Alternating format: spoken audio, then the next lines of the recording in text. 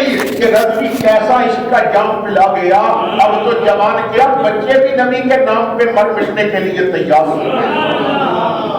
حضرات گرامی، وقت کی ضرورت یہ ہے کہ ہم قرآن سے وابستہ ہو جائیں۔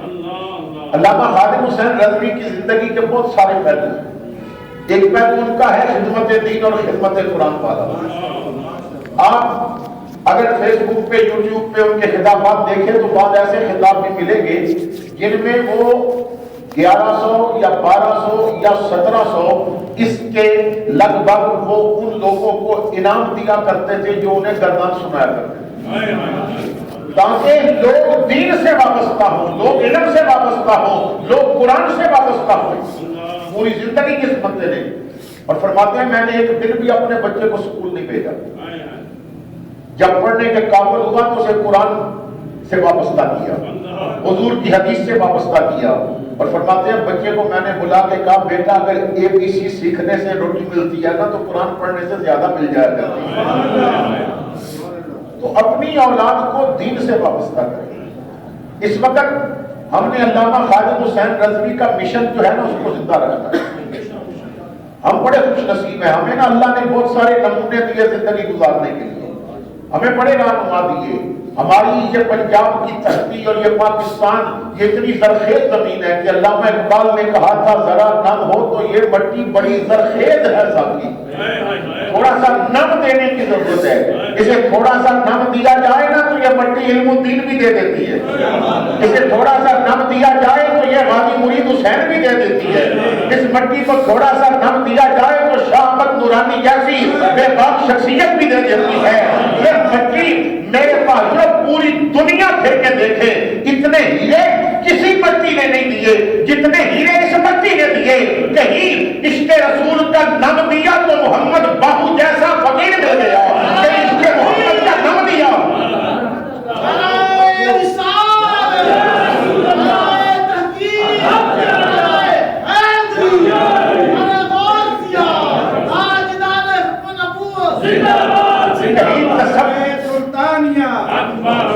کہیں تصوف کا نام دیا تو اسی مٹی نے میاں محمد بخش جیسا ہیرا دے دیا، کہیں اسی مٹی کو تھوڑا سا نام ملا حضور کی حدیث کا تو اسی مٹی نے محدث اعظم پاکستان جیسا ہیرا بھی پیش کر دیا، اسی مٹی کو جب تھوڑا سا اچھا سا نام ملا تو اسی مٹی نے ختم نبوت پہ پہرا دینے کے لیے صاحبزادہ فیض الحسن جیسا عظیم رہنما پیدا کر دیا۔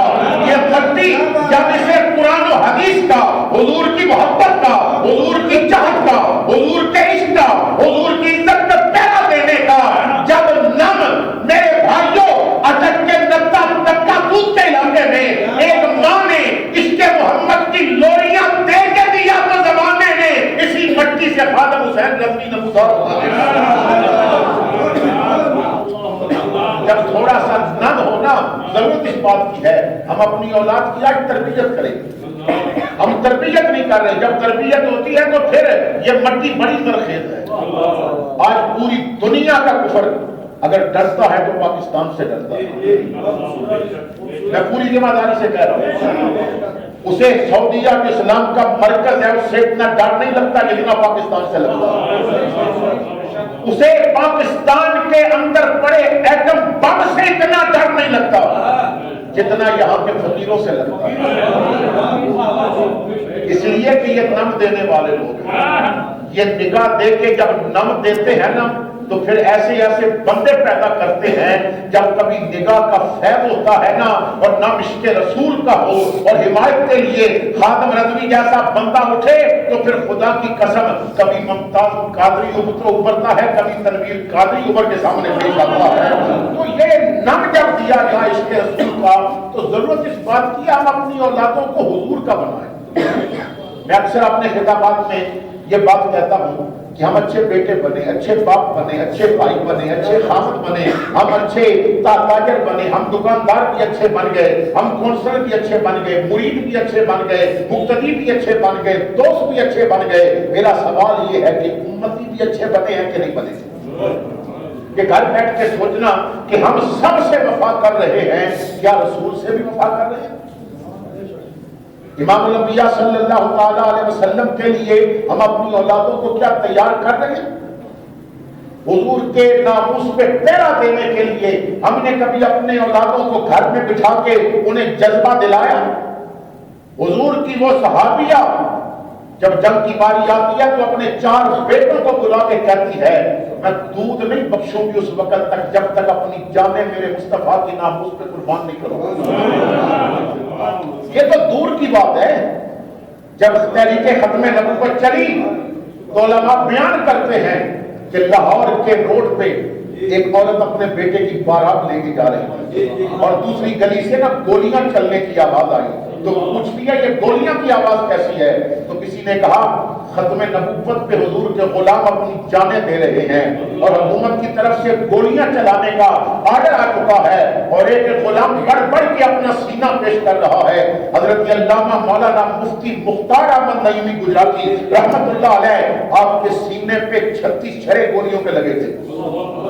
36 چھرے لگے تھے تو غلام اپنی جانیں دے رہے ہیں. تو وہ عورت ان پڑھ تھی, سکول نہیں پڑھا ہوا تھا, لیکن وہ بیٹے کے قریب آئی اور بیٹے کے چہرے سے نا اس نے سیرا کھینچا اور سیرا کھینچ کے کہنے لگی بیٹا بڑی امیدوں سے تجھے میں نے پالا تھا, تو میرے بڑھاپے کا سہارا بنے گا اور میں بڑے شوق سے تجھے گھوڑے پہ بٹھا کے نا تیری شادی کرنے لے کے جا رہی ہوں, لیکن اب پتا چلا ہے میرے محبوب کی عزت پہ حملہ ہو رہا ہے, میرے محبوب کے ناموس پہ حملہ ہو رہا ہے, میرے محبوب کے ختم نبوت پہ حملہ کیا جا رہا ہے. اے بیٹے پہلے میں تجھے دنیا کا سہارا بنانا چاہتی تھی, اب تجھے میں اپنی آخرت کا سہارا بنانا چاہتی ہوں. بیٹا اب تیرے سر پہ یہ کلیوں کا سیرا نہیں سجے گا, اب شہادت کا سیرا سجے گا تیرے سر پہ. جب سب میں کھڑا ہو جا جدھر لوگ میرے آقا کی عزت پہ جانے دے رہے ہیں. وہ عورت جو بارات لے کے جا رہی تھی اور دلہن کی ڈولی لے کے جانی تھی, وہ بیٹے کا جنازہ لے کے واپس جا رہی تھی اور آسمان کی طرف دیکھ کے کہتی ہے مالک میں تیرا کتنا شکر ادا کروں, تو نے میرے لخت جگر کو شہادت کا دولہا بنا دیا. یہ جب جذبے ہونا تو پھر کوئی بھی غیر مسلم, کوئی بھی بدقیمت آقا کی عظمت کی طرف میلی آنکھ سے نہیں دیکھ سکتا. آج یہ معاملے اس لیے ہو گئے کہ ہم نا وہ تربیت نہیں کر رہے اپنی اولادوں کی. جب ہر گھر میں فجر کے وقت بچوں کو بیدار کیا جائے اور انہیں وضو کرایا جائے اور ان کو طہارت دی جائے اور انہیں مصلی پہ کھڑا کر دیا جائے. میرے بھائیوں ایک بزرگ فرمایا کرتے تھے لوگوں اپنے چھوٹے بچوں کو نا دودھ بھی مصلی پہ بیٹھ کے پلایا.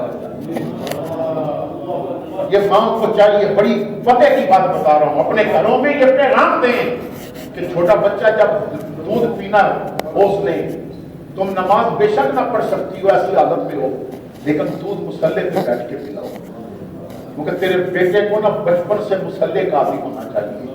اور اپنے بچے کو جب لوریاں دو, ہمارا تو مزاج بن گیا نا اللہ بلر بابے دا, ہم ایسی لوریاں دیتے ہیں یا وہ چھوٹے چھوٹے نغمات سیکھے ہیں وہ لوریاں دیتی ہیں اپنے بچوں کو. آج کل تو میرا خیال یہ ہے باقی لوریاں چھوڑ کے نا بچے کو دودھ پلاؤ تو انہیں تاجدار ختم نبوت کے نغمے سناؤ, اپنے بچوں کو دودھ پلاؤ, لبیک لبیک یا رسول اللہ ان کے نغمے سناؤ, اور من سبا نبیا فقتلوہ ہو. اپنی اولاد کو بتاؤ کہ ہم ان لوگوں کے وارث ہیں کہ جنہوں نے آقا کے نام پہ اپنی جانیں قربان کر دی. حضرات گرامی علامہ حاتم حسین رضوی کی دنیا مخالف کیوں بن گئی تھی؟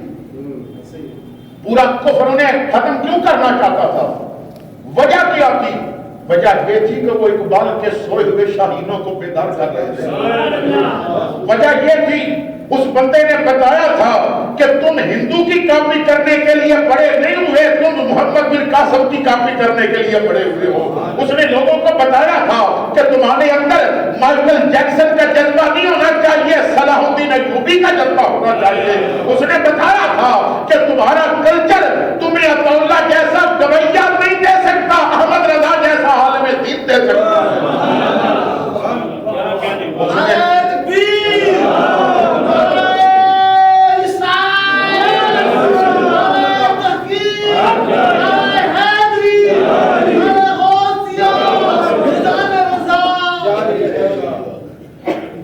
ہمیں تو اتنا بزدل بنا دیا گیا بندہ موت سے بھی ڈرتا ہے. حضرت ابو حازم رحمت اللہ تعالی علیہ بہت بڑے شیخ کامل ہیں اور یہ تابعین میں سے ہیں. ابو حازم ان کے بارے میں حضرت سفیان بن عیینہ ان کے بارے میں ان کا ایک جملہ نقل کرتے ہیں. ضمن بات آگی عرض کر کے اصل بات کرنا چاہتے ہیں تو آگے کرتا ہوں. سفیان بن عیینہ کہتے ہیں میں نے ابو حازم سے سنا آپ فرمایا کرتے تھے یہ بات بڑے پتے کی ہے, اپنے دلوں پہ لکھیے گا اور اسے جا کے نا اپنے بچوں کے ساتھ شیئر کیجیے گا, اپنے دوستوں کو, اسے اپنے موبائل سے میسج کی صورت میں اسے وہ کہتے ہیں نا اسٹیٹس لگائیں. ہم تو آج کل ہمارے لوگ جو موبائل پہ واٹس ایپ پہ اپنا اسٹیٹس لگاتے ہیں نا, یہ اسٹیٹس کا مطلب پتہ ہے اوقات, حیثیت, ہماری حیثیت کتنی ہے. لوگ تو کنجریوں کی تصویریں اسٹیٹس پہ لگاتے ہیں یعنی بس ہم اتنا ہی ہیں. اپنا اسٹیٹس وہ یہی بتاتے ہیں کہ ہم کنجر ہوتے ہیں. اسٹیٹس ایسا لگاؤ کسی کا فائدہ ہو, تو بات ایسی پہنچاؤ جس سے فائدہ ہو. تو ابو حازم آپ فرمایا کرتے تھے, سفیان بن عیینہ کہتے ہیں بڑے پتے کی بات یہ سمجھ آ گئی نا تو بڑی مشکلیں آسان ہو جائیں گی. ابو حازم فرمایا کرتے تھے کہ اپنے دین کی اتنی حفاظت کر لو جتنی جوتے کی کرتے ہو. اپنے دین کی اتنی حفاظت کر لو جتنی جوتے کی کرتے ہو. گلی میں گوبر پڑا ہو یا پیشاب پڑا ہو یا گند پڑا ہو تو جوتا اوپر نہیں آنے دیتا, اسے غلاظت لگ جائے گی. اور تو نے جوتے کو غلاظت سے بچا لیا, دین کو زنا کی غلاظت سے کیوں نہیں بچا سکا؟ تو نے اپنے وجود کو بد نگاہی کی غلاظت سے کیوں نہیں بچایا؟ تو نے زبان کو جھوٹ کی غلاظت سے کیوں نہیں بچایا؟ تم نے اپنے کانوں کو غیبت کی غلاظت سے کیوں نہیں بچایا؟ تم نے اپنی آنکھوں کو بد نگاہی کی غلاظت سے کیوں نہیں بچایا؟ وہ دین کی اہمیت ہی کوئی نہیں اور جوتے کی اہمیت زیادہ ہو گئی. ہمارا معاشرہ ہے نا, جوتا آج کل شیشوں کے الماریوں میں پڑے ہوئے ہیں اور کتابیں اعتماد بازار بار فٹ پاتھ پہ بخاری بھی پڑھی ہے اور قرآن کی تفسیریں بھی پڑھی ہیں. جب قوم کی حالت یہ ہو جائے, علامہ رضوی یہی تو بات بتاتے تھے اپنی زندگی میں کہ اپنی زندگی سے تمام چیزیں نکالو, قرآن کو اہمیت دو, نبی کے فرمان کو اہمیت دو. اور ان کی تعلیمات کا خلاصہ یہ تھا کہ زمانہ چھوٹ جائے, روٹ جائے, کچھ نہیں پرواہ, نہ چھوٹے ہاتھ سے دامن تمہارا یا رسول اللہ. سرکار کا دامن نہیں چھوٹنا چاہیے. تو خیر بات دور نکل جائے گی. حضرت ابو حازم کے بارے میں آتا ہے کہ سلیمان بن عبد الملک یہ وقت کا حکمران تھا. سلیمان بن عبد الملک یہ بادشاہ حج کے لیے گیا اور وہاں مکہ پاک میں پہنچا تو اس نے لوگوں سے پوچھا کہ یہاں کوئی ایسا بندہ رہتا ہے جس نے حضور کے صحابہ میں سے کسی کو دیکھا ہو, یعنی کوئی تابعی ہے یہاں پہ؟ تو کسی نے بتایا کہ ابو حازم ہے. تو ابو حازم کو بلایا گیا. اب بہت لمبا سلسلہ ہوا سوال و جواب کا, میں 2-3 باتیں عرض کروں گا. سلیمان بن عبد الملک نے کہا کہ میں آیا ہوں تو سب مجھے ملنے آئے, آپ مجھے ملنے کیوں نہیں آئے؟ تو ابو حازم نے ہنس کے کہا کہ میں تجھے جانتا نہیں تو ملنے کیسے آتا؟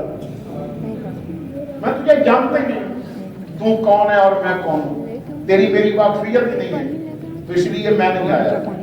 تو بادشاہ نے کہا جی آپ کا جواب ٹھیک ہے, آپ مجھے جانتے نہیں تو کیسے ملنے آتے؟ میرا سوال یہ ہے, آپ سوال سنیے گا. بادشاہ نے سوال کیا کہ اے ابو حازم یہ بتائیں کہ ہمیں موت سے کیوں ڈر لگتا ہے؟ ہمیں موت سے کیوں ڈر لگتا ہے؟ تو ابو حازم وہ لوگ تھے نا لوگ سچا والے جو سچی بات کرنے کے آتے تھے. تو آپ نے فرمایا بادشاہ تیرا سوال غلط ہے.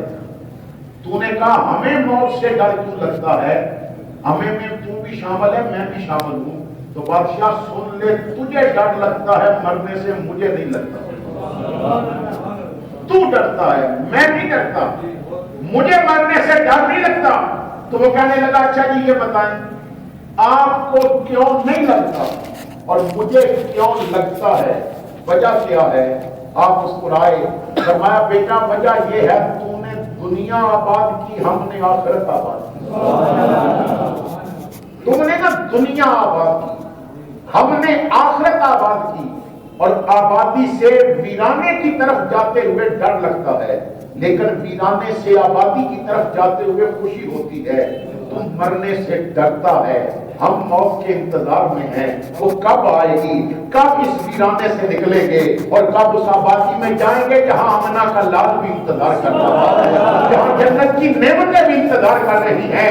میرے بھائیوں، جنہوں نے دنیا آباد کی وہ ڈرتے ہیں ہاں یہ نہ ہو جائے ہمیں پولیس نہ پکڑ لے، کہیں ہمارا رزق بند نہ ہو جائے، کہیں ہماری نوکری نہ چلی جائے۔ اور جنہوں نے آخرت آباد کی وہ ویل چیئر پہ بھی بیٹھے ہو، حالات مشکل بھی آئے تو وہ ساری زندگی نعرہ یہ لگاتے ہیں، ستمگر ادھر آ ادھر آزمائے، تو تیر آزما ہم جگر آزمائے۔ وہ دیوبندی مولوی بھی کہتا ہے کہ میں نے خواب دیکھی علامہ رضوی کو قبر میں اتارا گیا تو لائن لگی ہوئی ہے قبر میں نے پوچھا کہ کون کھڑے ہیں جو پھولوں کے ہار پکڑ کے کھڑے ہیں، تو کسی نے بتایا یہ حضور کے صحابہ کھڑے ہیں رضوی کا استقبال کر رہے ہیں، یہ حضور کے گلے میں پھولوں کے ہار ڈال رہے ہیں۔ کیوں؟ 14ویں صدی میں بھی تو نے بتا دیا کہ مصطفیٰ کے نام پہ پیرا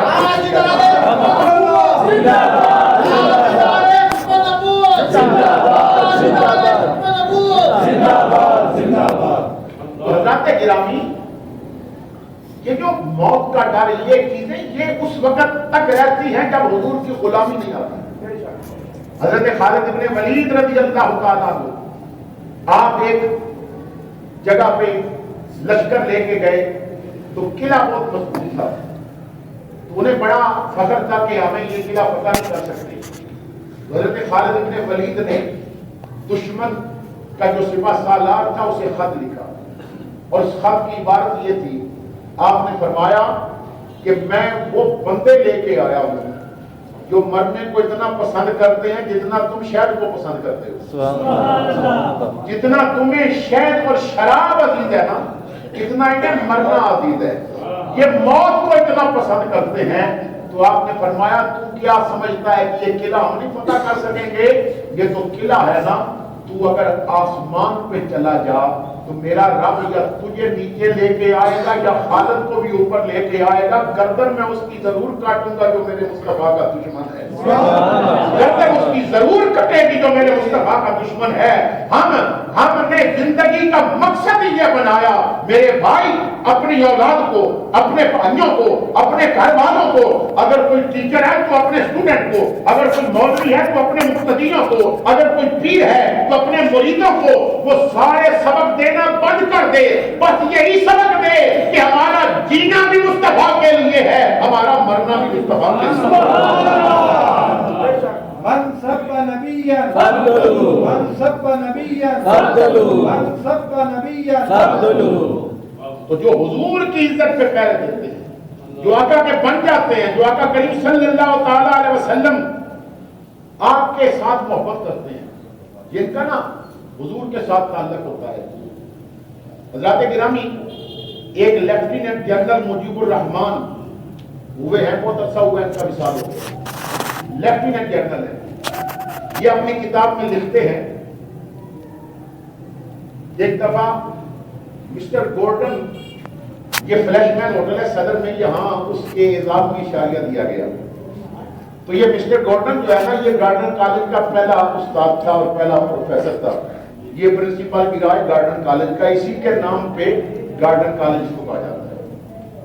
تو مسٹر گورڈن جو تھا یہ پاکستان بننے سے پہلے بھی ادھر تھا اور بننے کے بعد بھی کافی عرصہ رہا ہے۔ تو وہ لیفٹیننٹ جنرل کہتے ہیں کہ یہاں فلیش مین ہوٹل میں اس کے اعزاز میں اشاریہ دیا گیا، تو بڑے بڑے پروفیسر، بڑے بڑے پڑھے لکھے لوگ آئے، بڑے بڑے اساتذہ آئے، تو محفل کے بعد جب کھانا کھایا جا رہا تھا تو سوال و جواب شروع ہوئے، ایک دوسرے سے پوچھ رہے تھے زندگی کے بارے میں۔ تو مسٹر گورڈن سے پوچھا گیا کہ مسٹر گورڈن، زندگی میں کبھی کسی شخص نے تجھے متاثر کیا؟ مسٹر گورڈن وہ تھا نا کہ جس کا نام لے کے لوگ اپنے بچوں کو کہتے تھے کہ ایسا بنو، اس کی مثالیں دی جاتی تھی۔ تو اسے پوچھا گیا کہ کبھی تو بھی کسی سے متاثر ہوا؟ تو اس نے کہا ہاں، زندگی میں ایک بندہ ایسا ملا جس سے میں متاثر ہوا۔ تو لوگ ہمارے طرف خوش ہو گئے، کہ پتہ نہیں وہ کتنا بڑا ٹیچر یا ڈاکٹر ہوگا، کتنا پڑھا لکھا، کتنی ڈگریاں اس کے پاس ہوں گی کہ جس سے مسٹر گورڈن بھی متاثر ہے۔ تو پوچھا گیا وہ کون ہے، کہاں رہتا ہے، کہاں کا ڈاکٹر ہے، کہاں کا ٹیچر ہے، پروفیسر ہے، پرنسپل ہے۔ تو مسٹر گورڈن کہنے لگا کہ اس کا نام مجھے نہیں پتا، میں اس کا نام نہیں جانتا۔ تو پوچھا گیا اچھا یہ بتائیں کہ آپ اس سے متاثر کیوں ہوئے؟ تو وہ کہنے لگا کہ میں گارڈن کالج کے ساتھ جو باغ ہے، پارک ہے، لیاقت باغ، تو تب اس کا نام پڑا جب لیاقت علی کو یہاں گولی لگی۔ تو پہلے تو یہ عام عوامی پارک تھا، تو اس پارک میں واک کے لیے آتا تھا۔ تو ایک دن میں پارک کے دروازے میں داخل ہوا، جاگنگ کرنے آیا، تو ایک بھکاری بیٹھا ہوا تھا، کشکول اس نے پکڑا تھا، اور بھکاریوں کی عادت ہوتی ہے کہ وہ حلیہ دیکھ کے وہ صدا لگاتے ہیں، وہ شکل سے پہچان بھی جاتے ہیں یہ کون ہے۔ جو انہیں سنی نظر آئے اس سے غوث اعظم کا نام لے کے مانگتے ہیں، ٹھیک ہے، جو دوسرا آئے اس سے کوئی نہ کوئی کسی نہ کسی سے حلیہ دیکھ کے پھر مانگتے ہیں، انہیں اندازہ ہوتا ہے۔ اور وہ بعض دفعہ بندوں کے انہاں 7 نسلوں کے نام لے جاتے ہیں، بعض ایسے اندازے ہوتے ہیں انہیں۔ تو وہ دیکھ کے سمجھ گیا کہ یہ عیسائی ہے، تو اس نے کہا کہ بابا یسوع مسیح کے نام پہ کچھ دو۔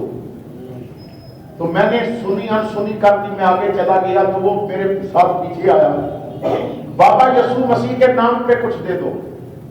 میں آگے گیا، وہ پھر میرے ساتھ آیا، کہتا ہے بابا یسوع مسیح کے نام پہ کچھ دو۔ تو میں رک گیا، تو میں نے کہا کہ تو میرے نبی کا نام لے کے میرے جذبات ابھار کے مجھ سے پیسے لینا چاہتا ہے؟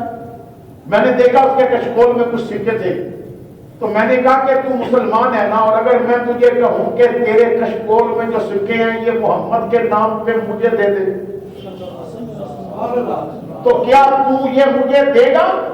مسٹر گورڈن کہتا ہے میں نے اتنے لفظ کہے نا، اس نے میرا ہاتھ پکڑ کے تو کشکول پورے کا پورا میرے ہاتھ پہ رکھ دیا، کہنے لگا باپو جا محمد کے نام پہ مانگا بھی تو کشکول، تو آج زندگی مانگتا میں بتاتا، ہم تو جانے بھی دینے کے لیے تیار ہیں،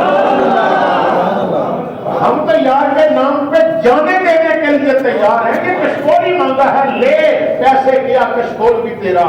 مجھے پکڑا کے نا وہ چل پڑا، تو میں نے آواز دی وہ ادھر آ، میں نے مذاق کیا ہے۔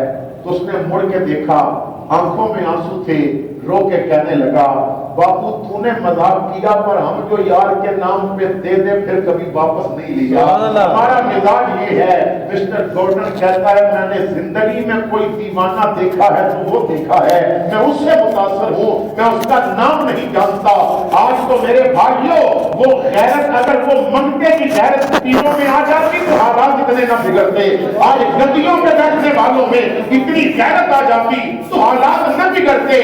لیکن افسوس جنہیں گدیاں مصطفیٰ کے نام پہ ملی وہ باہر نہ نکلے، جنہیں نذرانے نبی کے نام پہ ملے وہ باہر نہ نکلے، اور ایک ویل چیئر پہ بیٹھ کے وہ باہر نکلا اور اس نے کہا لوگوں میری زندگی کا مقصد تیرے دین کی سربراہی، میں اسی لیے مسلمان، میں اسی لیے نمازی۔ پھر زمانے نے دیکھا وہ گدیوں میں بیٹھے بھی سوچتے رہ گئے کام تو ہمارا تھا پر نمبر یہ بابا ہی لے گئی۔